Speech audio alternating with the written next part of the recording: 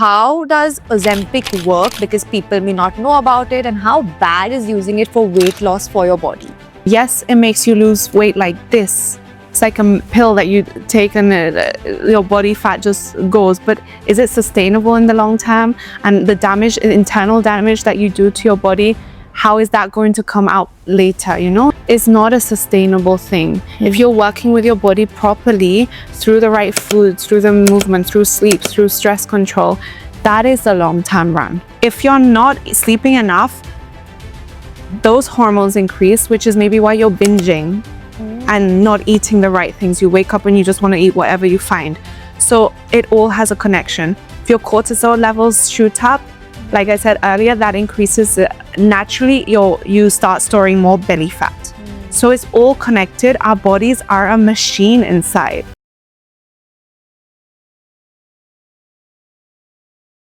Hello and welcome to Brew and Banter. Thank you so much for coming. Hi Rashi, thank you for having me here on your podcast. Super excited for our conversation today. Same here. You know, I just want to start with a question that is actually kind of, I would say, like a myth. A lot of people want to know the fastest way to lose weight, to be fit. But the thing is, I feel like our social media age, technology has made fast such a achievable thing. They made it look like it's achievable, but the thing is, fast may not always be right. So what do you think the word fast means, and is it right or is it wrong in this weight loss or staying fit kind of a scenario? So like you said, nowadays, everything happens like this, right? We get everything on Blinkit, Swiggy, like in 5 minutes we have everything. And I don't know why that has also come towards the health and fitness side of things. Also, people think that in 1 month, they can achieve their dream body or whatever. And there are these quick fixes that unfortunately don't work so much. But I think now, especially I've seen the culture of health and fitness in India change quite a lot from when I first came 5 years ago to what it is now. People are understanding that it's a long-term thing because our bodies are with us forever, right? Right. So it's about doing consistent small things every single day to get to your goal that is going to be with you for the rest of your life, right? It's not a fast, it's not a thing that's going to happen overnight. Yeah. Our bodies are an amazing machine, are a temple. We have to take care of it slowly every single day with small things. It doesn't mean you have to do 100 things in one day, but small, consistent things is probably the best way to achieve any kind of goal. Right. So it takes time. Of course. Yeah. And a lot of time, it should be a lifelong goal, not just a monthly goal. A lot of people have like weddings or holidays, summer holidays that they want to achieve this thing for. But it should, if you go with that mindset that is with you for the rest of your life, it's a lifestyle, right? At the end of the day, fitness, health, everything is a lifestyle. And that's maybe where people forget. They think, oh, I'll be healthy for a week and then I can go back to eating whatever rubbish I used to eat. So yeah, it's definitely a lifestyle. And once you have that mindset, it'll become much easier to understand how to achieve your goal in terms of health and fitness. And from your experience of training so many people, right? You've been an instructor for so many people. A lot of them might want to lose weight. But what do you think is the biggest mistake that people make when it comes to losing weight? The aesthetic side of things, I think people focus too much on. Yes, we all want to look good. Yes, we want to have abs, but it's so much more than that. Yeah. It's about how you feel internally. Like, unfortunately, you can be super fit or you can be doing everything, but if you're not feeling good inside, if you're burning your body too much, that's also not healthy also.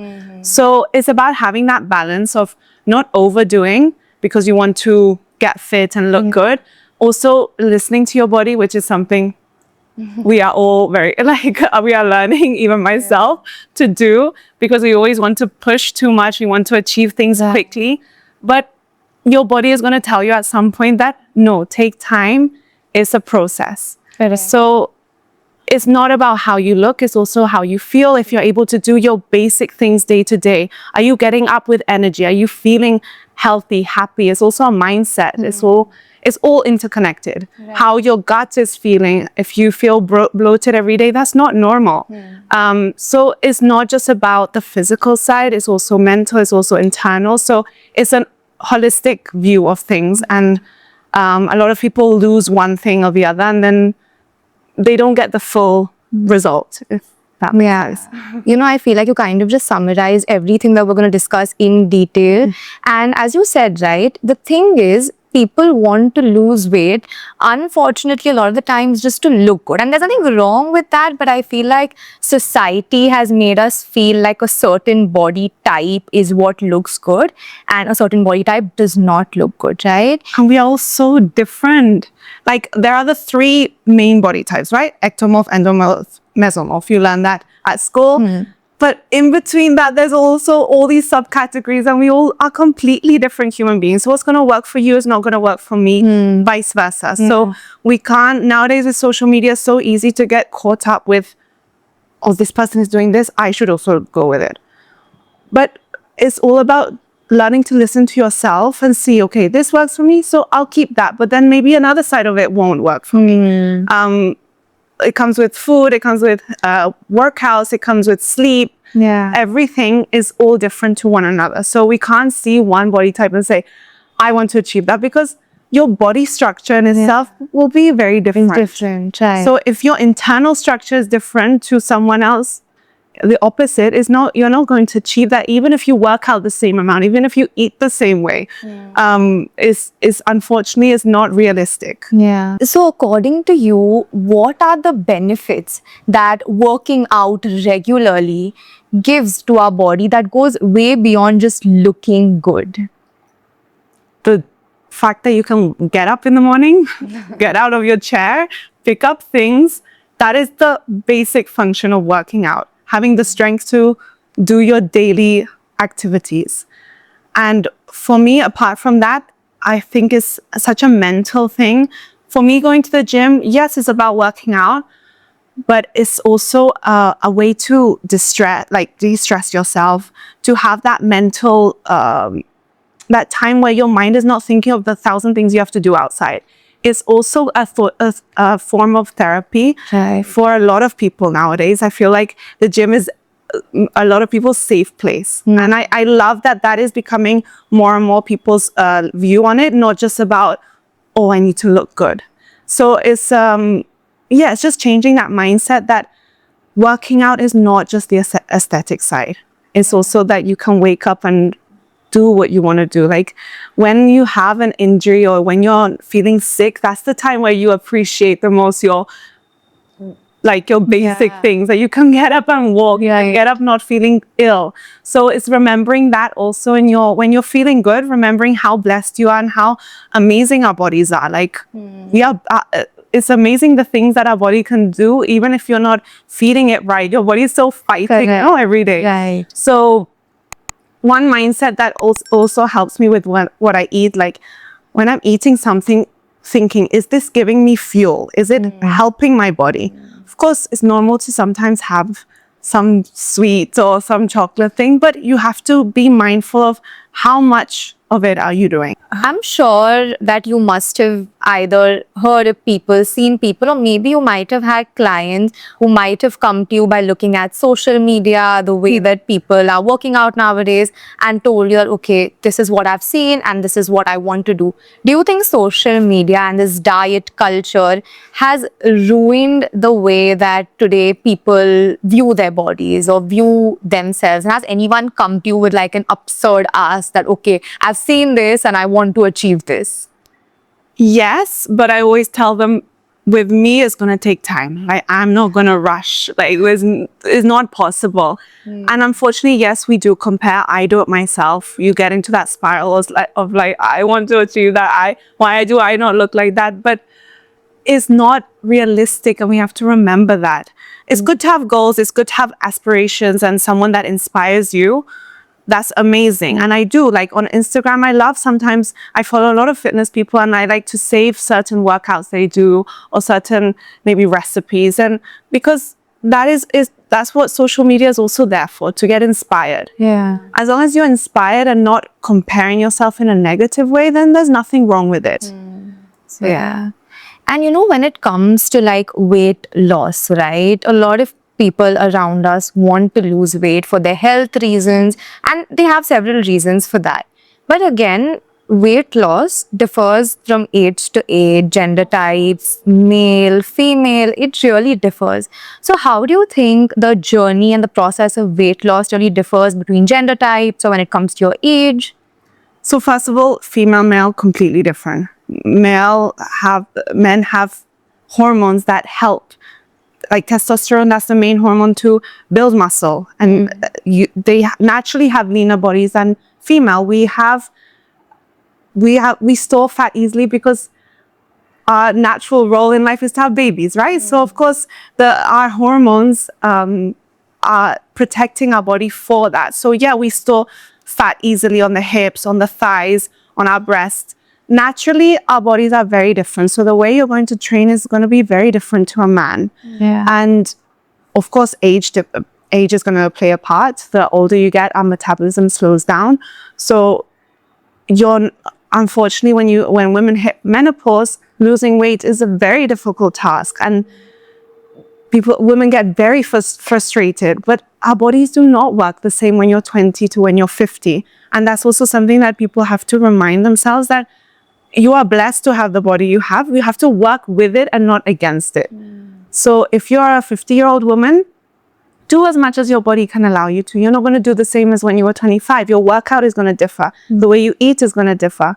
And when it comes to, if you're, for example, maybe a lot of girls compare themselves to their boyfriends, maybe they see what they're eating, what they're training, and want to do the same. But that is not going to work, because our body build is completely different. Our hormones are different. So it's keeping these things in mind that's going to help your weight loss journey, and it's going to make it easier for you. Right.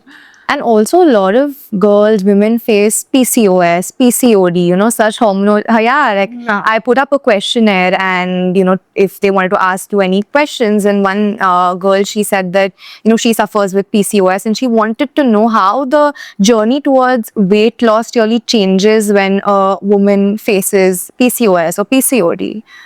PCOS is something that, I don't know, this generation, we are all suffering from it. Like, myself, since the age of, I'm 27, I first found out I had PCOS when I was 21.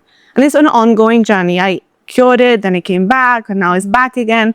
And unfortunately, all women suffer in a different way. There are many different side effects, including weight gain, facial hair, excess body hair, loss of periods, very less energy. So randomly, like, your energy will drip and you feel like you can't even get up off the sofa. And a lot of guilt comes from these things, that women are like, why can't I function normally? But unfortunately, this PCOS is something that you have to work with in terms of lifestyle. I've gone to so many doctors. People have prescribed me pills and everything, and it does not work. It just suppresses the issue. I then found this nutritionist who mainly focused on women who have PCOS, and she helped me overcome a lot of things. I lost my period for 3 years. I got it back with this woman through lifestyle, eating a certain way, sleeping, mindful activities like breath work, meditation. Just those simple things can reverse something like PCOS. Okay. So when it comes to weight loss, unfortunately, because the main thing in PCOS is that we have excess of testosterone. And in women, if our hormones are not balanced, one thing is going to go off. For example, for me, my periods went. Or weight loss is more difficult. So it's about not just working out, but also seeing what you're eating and how much you're sleeping and how you are reducing the stress around you. We live in a society where stress is inevitable. Yeah. Unfortunately, we don't have control over a lot of things in our life. So reducing your stress in your capacity, like waking up and doing some pranayam, breath work, waking up on 5 minutes of meditation, that is already going to calm your nervous system. So your cortisol levels will come down. Okay. And that is also going to help. If our cortisol levels shoot up, that increases your weight gain. So even things like stress, people don't understand how much that plays a role in your weight gain. So for women who have PCOS, trust me, if you focus on lifestyle and how you are going by every single day, are you sleeping your 7 to 9 hours? Are you waking up and not going on your phone directly and giving those 5 minutes in the morning? 5 minutes is enough. I'm not asking you to go and do 20 minutes of pranayama or breath work or any meditation. Even 5 minutes to lower your cortisol level, that's already going to help you when it comes to your weight loss.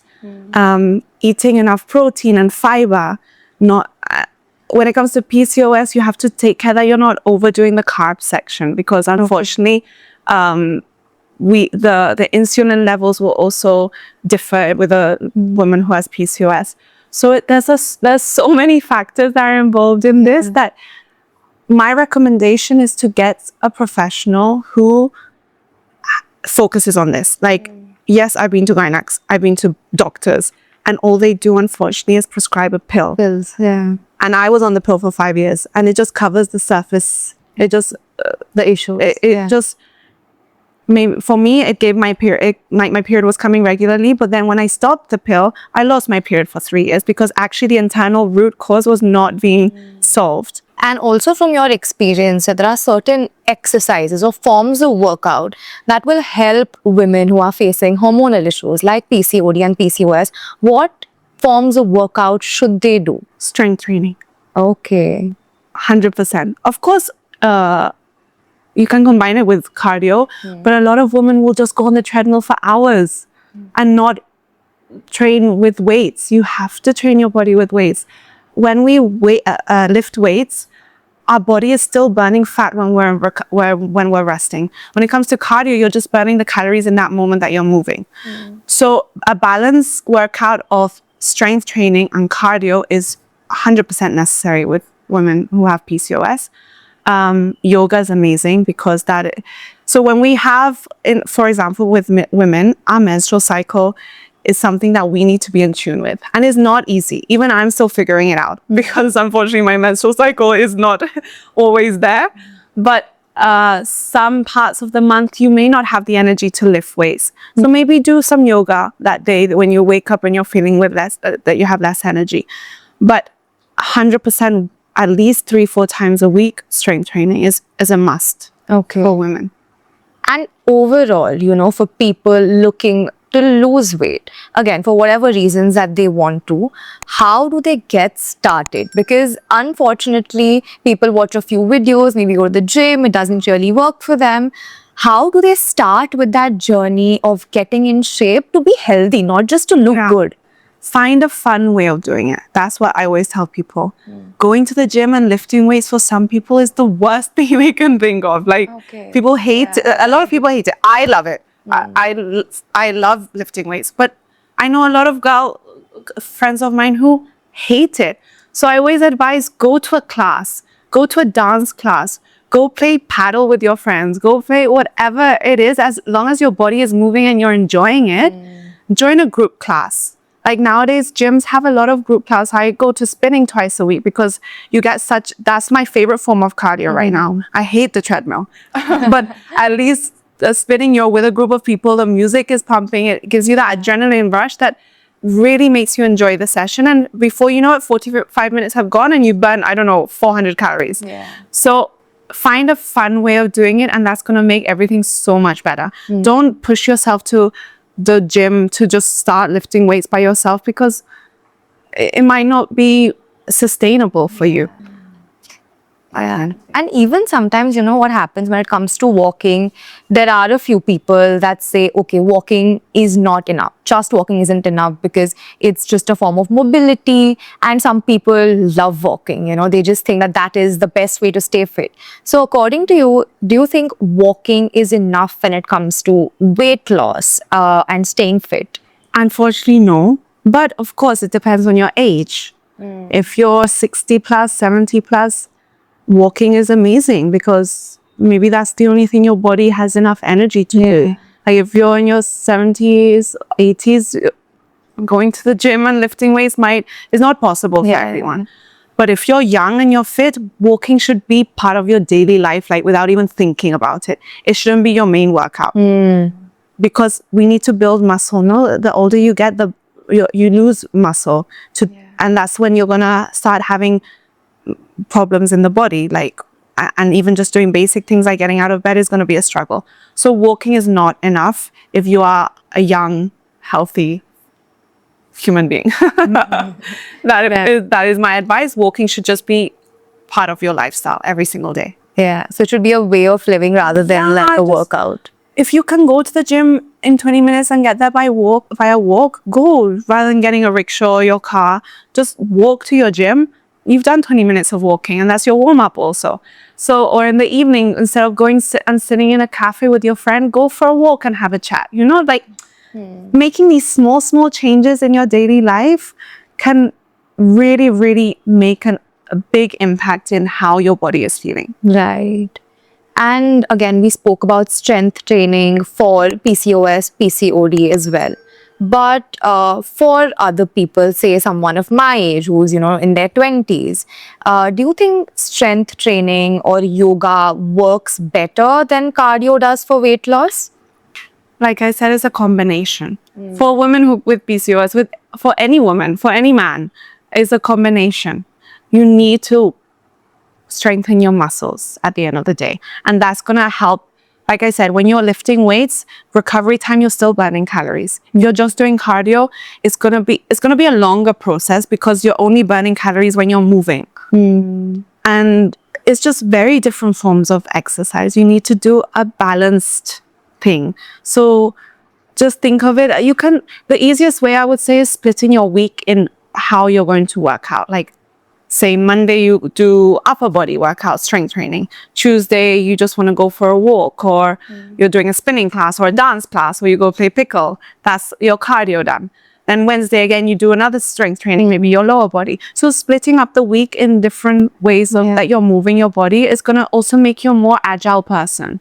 If you're just doing lifting weights, and not doing any kind of yoga or mobility, then your body's going to become really stiff also. So honestly, it's a combination of things. You can't just think of weight loss as, okay, I choose to just do this and this is going to be enough. Once you make it a way of life and see it as like my week, just how you go to work, this is also part of your day. And you know, this is from personal experience, okay? So, I work out only 2 times a week, okay? But I'm just getting started. Yes. So the thing is, whenever I've rested well, I've slept well, I find it a lot easier to get my workout done versus if I've like worked the entire day, I've had a stressful day at work, I get tired faster. So do you think there's a connection between your sleep, your stress, everything in your health and wellness journey? Of course, sleep. If you're not sleeping enough, unfortunately, it's happened to me so much that I've maybe been working till very late and the next morning again, I have an early start. That day I feel so like lethargic, but I still push myself and I still go because I know I'm going to feel better after. That is my personal experience. But of course, you're not going to be able to lift as much as the day you sleep 7-8 hours if you sleep 5 hours. So it all has a connection. Also, when it comes to weight loss, if you're not sleeping enough, there's an increase in the hunger hormones. Okay. Called ghrelin, something like that. So if you're not sleeping enough, those hormones increase, which is maybe why you're binging and not eating the right things. You wake up and you just want to eat whatever you find. So it all has a connection. If your cortisol levels shoot up, like I said earlier, that increases naturally, you start storing more belly fat. So it's all connected. Our bodies are a machine inside. Like literally they are working in all these different ways that we don't even know. So you have to keep all that in consideration, that sleep matters and stress also. But one thing I will tell you, for me, I love telling everyone this, movement is therapy.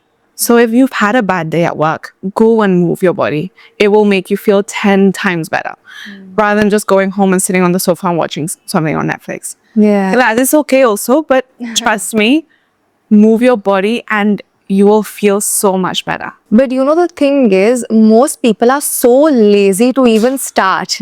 They are so lazy to start their workout journeys. They know it's beneficial, they know it's going to help, but they are so lazy. How do you think they can shift that mindset and get going? Just start, even if it's like you said, twice a week. Your body will crave it. Right now I'm injured And more than anything, I'm thinking, oh my God, I don't know when I'm going to get back to the gym, because my body craves it, because I'm used to moving my body. Yeah. So the moment it becomes a habit, they say a habit builds in 21 days. Try it for 21 days. Something. It doesn't mean going to the gym for hours. 20 minutes in the morning, start moving your body. 30 minutes, go for a walk. Start small, but start consistently, and you'll see how that habit will keep going. Yeah. And also, I think just as we can make like a habit of the bad things, we can also make good things a habit, right? Fortunately, maybe it's a little harder. Yeah, it is. It is. But it's so possible. Get your best friend to join you. Do like a challenge, like 21 days of everyday movement. It doesn't have to be going to the gym, but challenge yourself to make it a habit. And in 21 days, you can do that. Also, in like a generic sense, right? Naturally, because men and women, their bodies are different. How do you think a woman should work out for weight loss and to stay fit in the long run versus how a man should do it? So because men have obviously higher levels of testosterone, their body builds muscle much faster than us, women. So they don't, maybe women would have to combine cardio and strength training more than men. We're all individual, even though women and men are completely different. Even every woman is going to train differently. And in men also, your body type is also going to be different. So like I said, women would have to have maybe more of a balance of cardio and strength training, whereas a lot of men, what I've seen and experienced, they do a lot more of heavy lifting. Okay.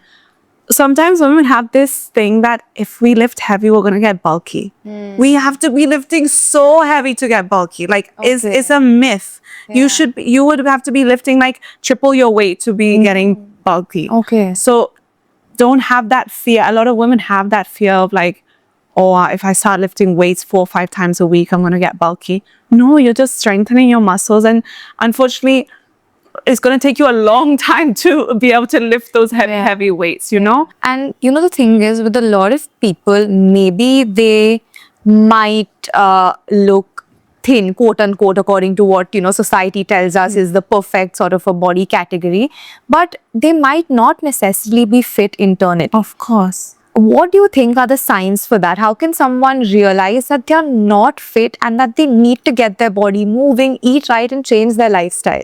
How they are waking up in the morning, if they're feeling weak, without energy, maybe they're not eating the right things, they're not having enough protein, fiber, the right nutrients.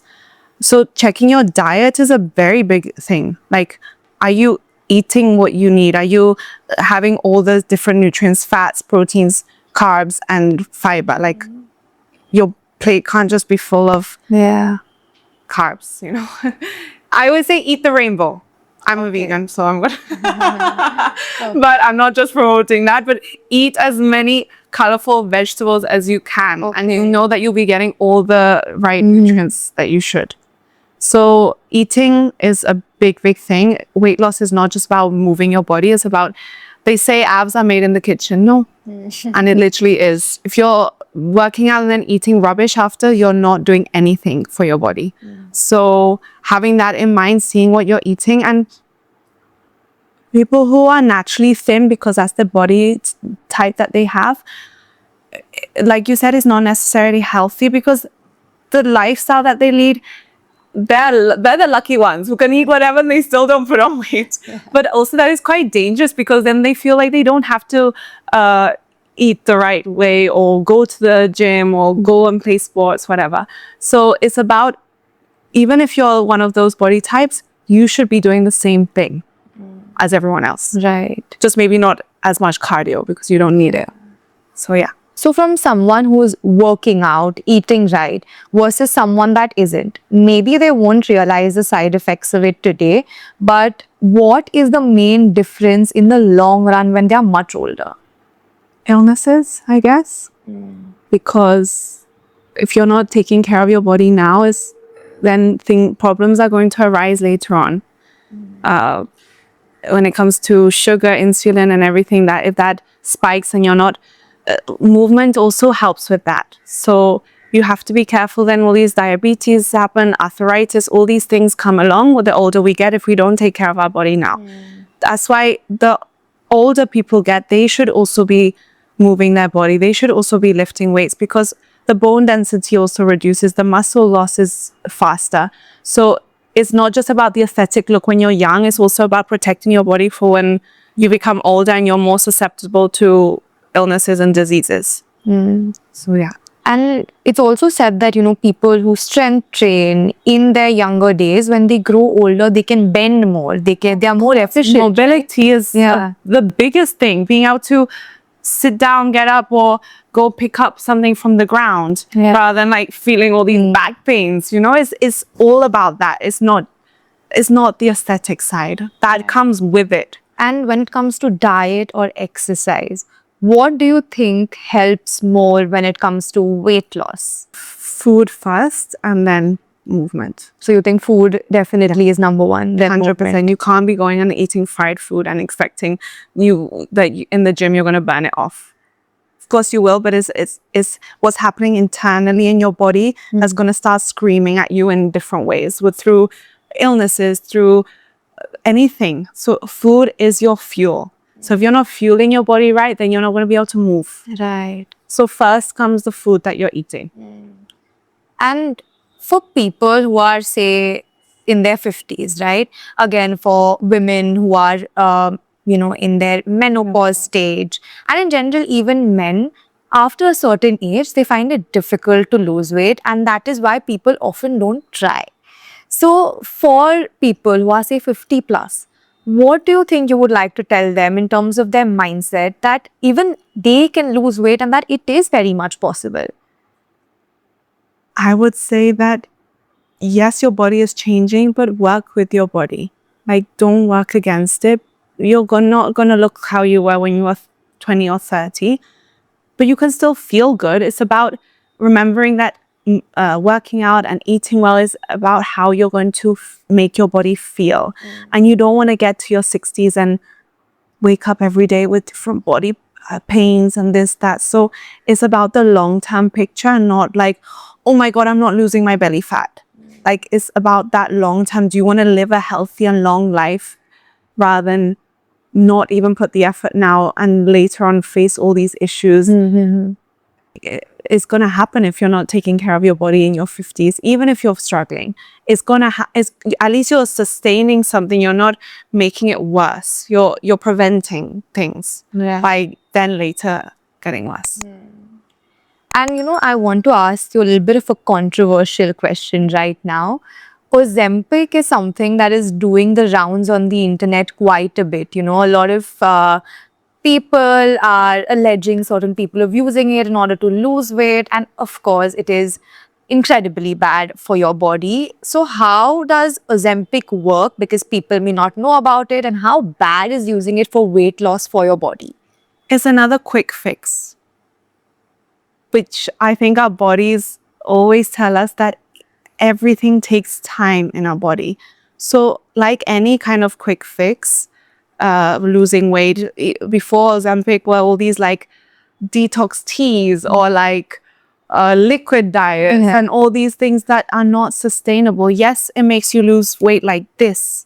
It's like a pill that you take and your body fat just goes. But is it sustainable in the long term? And the damage, internal damage that you do to your body, how is that going to come out later? You never know with these things that are like the damage that they make inside. We may not see it at the beginning, but then later on, you never know. And it's not a sustainable thing. If you're working with your body properly through the right foods, through the movement, through sleep, through stress control, that is the long-term run. Right. So what's the point in a quick fix if then you're not going to be able to sustain it later because your habits are not there? Correct. So it's a whole thing that you need to think of it as being a habit.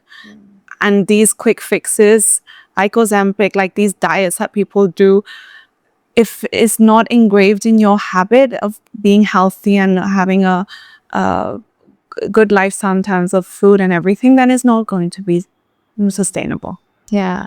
And do you think being stressed about losing weight, because people get too stressed that, okay, I really need to lose weight, and they are so stressed about the result, that do you think sometimes being too stressed about the result of weight loss can prevent people from losing weight? Yeah, because our cortisol levels, if they are high, then it's going, like I said, that stores fat.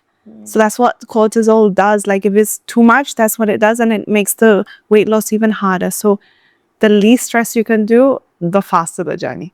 Yeah. So yeah, it definitely plays a whole role in the game. And more often than not, what happens is that people don't know why they're putting on weight, because they may not be eating too much outside food or junk food, but for some reason they are still putting on weight, or for them, according to them, they're not fit. So the basic thing when it comes to weight loss is being in a calorie deficit. So that basically means that you are burning more energy than you are consuming. You're burning more calories, you're burning more food than you are putting in. So, sometimes that odd spoonful of peanut butter, we don't realize how many calories. That chocolate bar that you're eating, that protein bar that you think is healthy, all these things play a part. If you're consuming more than you're actually moving in the day, then you're not losing weight. That's how calorie deficit works, and how that your metabolism is working. You need to be burning. To be in a calorie deficit, you need to be burning and moving more than what you are consuming. And that is basically when you are losing weight. Because that's when, if you're not consuming enough calories or food, then naturally the body goes to the fat cells and uses the energy from the fat to bring energy to the body. And that's when you're losing weight. Okay. So there's a whole scientific thing. If you're not, it comes to that. Don't put into your body more than what you are taking out. And we don't realize that these small things in the middle of the day that you're eating, or late at night, binge snacking, these all play a part in it. Right.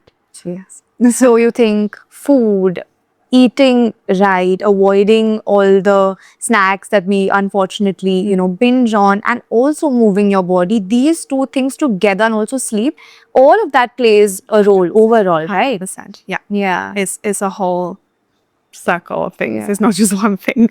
But the thing is, again, we are told that in order to achieve something and do something, sleep less, be up all the time, always go behind your I goals. used to say, I'll sleep when I'm dead, or I'll sleep when I'm older.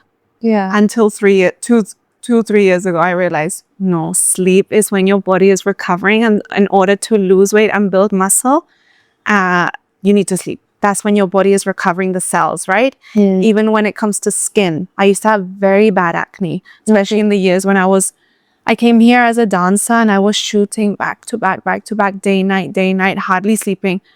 Everything went for a toss. I lost my period. My skin was inflamed, everything. So sleep is where your body is recovering.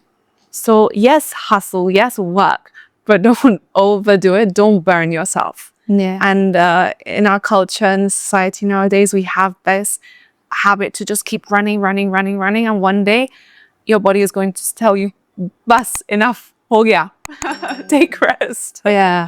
And that's what you don't want, because then your body forcefully is going to make you rest. It's happened to me. That's what I'm saying. So all these things that people talk about are actually myths. You need to rest your body, sleep well, and that's how you'll actively properly function, right? And that's how your weight loss journey will better itself. Not by running around and not sleeping and going to the gym 10 times a day. Right. According to you, do you think that there is a guaranteed technique to lose weight? That, okay, if someone does this, it'll give a guaranteed result? Calorie deficit. Okay. So what you said. Yeah, what I said earlier. That's the scientifically and the only way that the body can lose weight, because you're burning the excess fat that's in the body, basically, combined with movement. Right. Sweet. Those are the two main things. I wanted to ask you like this or that questions. Basically, like, would you choose this or would you choose that? You just have to choose one of the two, okay? So cardio versus strength training. Strength training all day. Counting calories versus listening to your body. Listening to your body. Okay. Sweating more or sleeping more. Not everyone sweats when they work out, so I don't think that it doesn't mean anything. I could sweat when I go for a walk, whereas someone doesn't sweat when they go and they do the same walk. Okay. So sleeping more. 1 hour of gym or 10,000 steps of walking a day. Of walking. Yeah. Combined. Both. Every day. Yeah. Crash diet or slow reset. Slow reset. Okay. And you also mentioned, and I asked this question also, wherein you said you need to listen to your body. So what do you mean when you say listen to your body? First of all, when it comes to food, your body is not going to react well to everything. So listen, what are you eating and how are you feeling after eating? Because that's going to play a big role. Are you feeling bloated? Are you getting acidity problems? That is not normal. You should not feel bloated after a meal. That means that what you're putting in your body is not working with your body.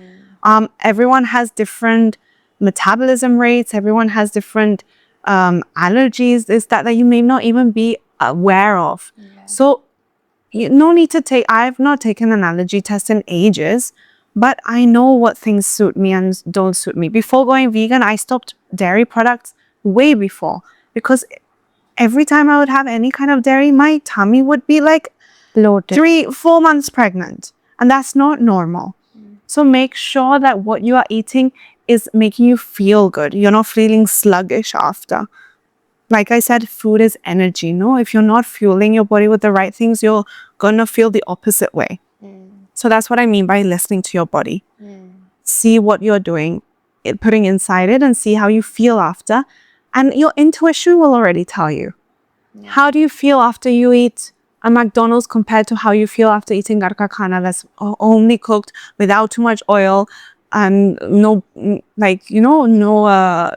fried? You're going to feel completely different because of what you're putting in. Yeah. You're still the same person, but you're fueling your body differently, so that's going to make you feel different. That's what I mean by listening to your body. And that can also go with workouts also. If you're not feeling 100% strong that day because of whatever, you've not slept well, or you're during your period, you're ovulating, or if you have PCOS, it's just one of those days where your energy is low. Don't go and lift the same weight you do when you're feeling good. Do something lighter. Right. So it works in all ways, directions. And if you were to tell the audience, what are 3 things that we should do daily as a part of our lifestyle to stay healthy in the long run? Start your day with some quiet time. That can be different for everyone. Not everyone likes to sit and close their eyes and try to meditate. People find that very hard. Go for a walk.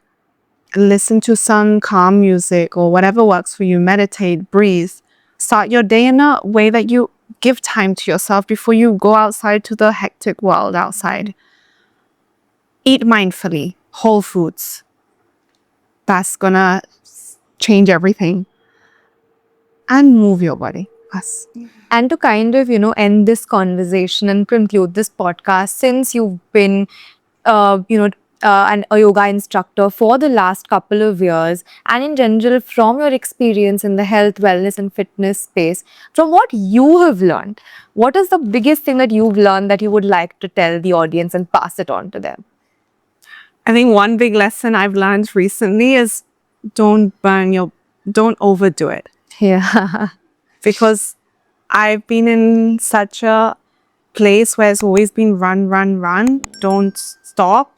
There's no time. You need to stop. Or you need to stop. And I've had so many people tell me, I've had so many signs. But the biggest lesson for me is, yes, work out, work, hustle, but don't burn out. Yeah. And we're in a culture and society where burnout is more common than we think. So that's one issue and problem that people really need to be aware of and take care of. Right. So that is my lesson of the day. And thank you so much for coming on. I learned so much, and I'm pretty sure our audience has learned a lot, and they can probably take a lot of the tips that you've given them and have a longer and a healthier life going ahead also. So thank you so much for coming. It was great Thank to you, have you. Rashi. Thank you so much.